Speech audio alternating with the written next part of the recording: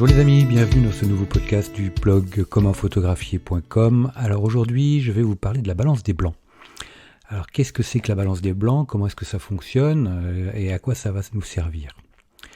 Alors, la balance des blancs, ça fait référence, je dirais, au processus de suppression ou de neutralisation des dominantes de couleur dans nos images. Ça va nous permettre de sublimer nos photos, dans un sens comme dans l'autre, de les réchauffer, de les refroidir. Vous avez dans notre environnement des sources de lumière, et ces sources de lumière sont plus ou moins chaudes ou plus ou moins froides. Et chaque couleur a une température, on va dire, une température de couleur. C'est pour ça qu'une bougie va être très chaude, je dirais qui va aller vraiment vers le rouge, et le soleil va être ce qu'on appelle une couleur moyenne, et par exemple une lumière filtrée par les nuages va être beaucoup plus froide. Donc comme on le voit, toutes les sources de lumière proposent une luminosité mais avec une dominante de couleur. Et la balance des blancs sur notre appareil photo va nous permettre de gérer ces dominances de couleur en essayant de retrouver quelque chose qui sera plus ou moins neutre. Après, on peut jouer avec cette balance de couleurs pour, au lieu d'être neutre, avoir une dominante. Parce qu'on aime les ambiances beaucoup plus chaleureuses que les ambiances froides. Mais on peut choisir de faire des photos avec des ambiances beaucoup plus froides. Alors, l'essentiel de la balance des blancs en photo, ça consiste à une correction de la température de couleur. Alors, vous corrigez une dominante produite par la température de couleur de la lumière qui se situe le long du spectre bleu-jaune. Alors on a le spectre bleu-jaune qu'on peut appeler température de couleur, et on a aussi le spectre vert-magenta. Alors le magenta, c'est quelque chose qui va s'apparenter à un rouge un peu violet, et le spectre vert-magenta, donc c'est connu sous le nom de teinte de couleur. Vous le reconnaîtrez quand vous regardez dans vos logiciels de traitement d'image, sur Lightroom notamment, au niveau des réglages de la balance de couleur, vous avez deux curseurs. Un curseur de température de couleur qui va aller bleu à gauche, jaune à droite, et un deuxième curseur en dessous qui sera la teinte de couleur avec le curseur qui va aller à gauche dans le vert et à droite vers le magenta. Alors, bien souvent, pour corriger nos images, on va avoir juste besoin d'une correction le long du spectre bleu-jaune. Mais parfois, certains types d'éclairage artificiel peuvent nous produire des teintes de couleurs qui vont être plus dans le vert ou dans le magenta, comme les néons par exemple. Donc on va avoir besoin d'utiliser le réglage dans le spectre de teinte de couleur vert-magenta pour équilibrer un peu nos couleurs. La plupart du temps, sur notre appareil photo, notre balance des blancs, pardon, je bafouille, notre balance des blancs, on va l'utiliser de façon, je dirais, automatique. Pourquoi ? Parce que on change très souvent de température de couleur au niveau des ambiances à l'extérieur. Comme je vous l'ai dit, si vous êtes à l'extérieur, que vous faites des photos en plein soleil, vous allez avoir besoin d'une balance des blancs lumière du jour, c'est comme cela que ça s'appelle quand on est à l'extérieur en plein soleil. Mais si jamais par malheur vous passez à l'intérieur, vous êtes déjà vous allez refroidir un peu votre ambiance, vous avez besoin tout de suite de bouger votre balance des blancs. Si vous êtes à l'ombre, vous aurez une température de couleur qui sera beaucoup plus froide que si vous êtes au soleil. Donc à chaque fois, vous allez devoir modifier votre balance des blancs. Il va falloir y penser et le faire, et puis le faire de façon pertinente. Donc c'est très compliqué, parce que ça nécessite des réglages permanents, et on n'aime pas ça, on va pas se le cacher, moi le premier. Donc par facilité, on s'en remet à notre appareil photo et on prend le réglage balance des blancs automatique. Mais même si maintenant, je dirais, ou depuis longtemps, sur les appareils photo, la balance des blancs est relativement efficace, et puis qu'on peut quand même corriger un petit peu en post-production, il est bien de comprendre le fonctionnement et la logique de la balance des blancs, de savoir pourquoi on est bleu, pourquoi on est jaune, et en quoi ça consiste, et qu'est-ce que l'on peut faire pour corriger ça. Alors il y a une échelle, donc il y a différentes températures de couleur, il y a une échelle qu'on appelle les Kelvin. Alors les températures de couleur qui sont les plus chaudes, c'est celles qui sont produites par exemple par des sources de lumière comme des flammes de bougies, un soleil couchant ou un soleil levant. Ces sources lumineuses auront une température de couleur Kelvin qui sera très faible. Donc on sera aux alentours des 3000 Kelvin. Ensuite, une température de couleur neutre, que l'on va dire lumière du jour, c'est ce qu'on va avoir au soleil en plein jour, on va être aux alentours de 5000 Kelvin, 5000, 5005, grosso modo. Ça va être la température de couleur qu'on va pouvoir appliquer manuellement quand il fait beau. Ensuite, une température de couleur, par exemple quand il y a des nuages dans le ciel ou quand on est à l'ombre, là on va monter, on peut aller jusqu'à 6000 Kelvin, voire même au-delà. Donc là, on aura des lumières qui seront très froides. Donc, il faut bien comprendre que on va du très chaud, du très rouge à 3000 Kelvin, jusqu'au très bleu, jusqu'au très froid à 6000 Kelvin et au-delà. Donc, une lumière froide a une valeur Kelvin très élevée et une lumière très chaude a une valeur Kelvin très faible. Ok ?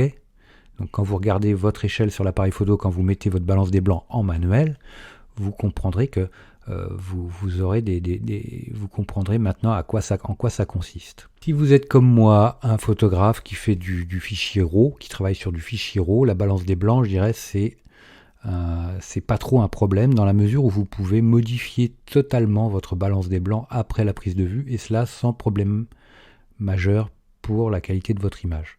Donc vous pouvez, c'est pour ça que moi je reste en balance des blancs auto sur mon appareil photo, et je fais ma balance des blancs de toute façon systématiquement après sur mon ordinateur en post-production. Donc soit j'utilise une gamme de gris, c'est un 18% de noir, c'est un gris spécial qu'on appelle 18%, c'est un noir à 18%. Mais si vous avez, par exemple, vous n'êtes pas obligé d'acheter, bon, l'idéal c'est d'acheter quand même quelque chose de spécialement neutre, quand même, parce que c'est important que ce soit neutre, que ce soit ce 18% de noir, c'est ça, mais vous pouvez faire ça en collant une feuille blanche dans votre scène, comme ça avec la pipette sur votre logiciel, vous allez pouvoir cliquer sur votre feuille blanche pour indiquer à votre ordinateur que ça c'est blanc, ou ça c'est neutre dans ma scène. Ou alors, vous regardez l'environnement dans lequel vous êtes, et puis vous repérez, par exemple, un mur blanc. Si vous regardez le mur attentivement, vous savez que le mur est blanc.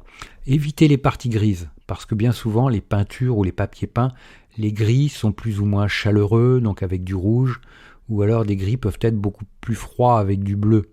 Donc la teinte grise que l'on va retrouver dans les intérieurs ou en décoration ou quoi que ce soit, sont rarement des gris neutres.